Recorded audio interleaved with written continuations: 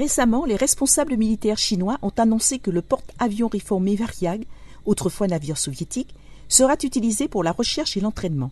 Son acquisition en début d'année a conduit à une spéculation effrénée sur de possibles utilisations militaires. De nombreux analystes doutent d'une véritable utilisation en combat. Sa technologie est très obsolète comparée à la technologie des porte-avions modernes. Cependant, des sources ont affirmé à Reuters que la Chine prévoit d'acquérir 2 porte-avions supplémentaires et les recherches sur le Varyag pourraient aider à construire ou à restaurer d'autres navires plus adaptés pour la guerre.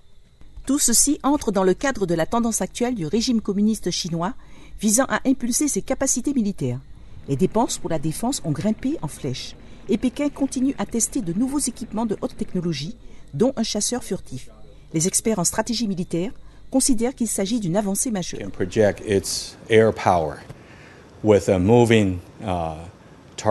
La Chine peut désormais projeter sa puissance aérienne grâce aux porte-avions, même loin de ses côtes, ce qui entraînera des implications de sécurité importantes pour les forces opérant dans le Pacifique occidental, y compris les forces des États-Unis, du Japon, d'Australie et de nombreux autres pays.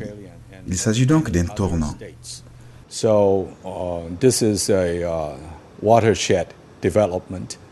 Les projets concernant ce porte-avions surviennent alors que les autorités chinoises se montrent plus agressives dans le sud de la mer de Chine, où les litiges territoriaux avec Taïwan et d'autres voisins se sont envenimés au cours des années.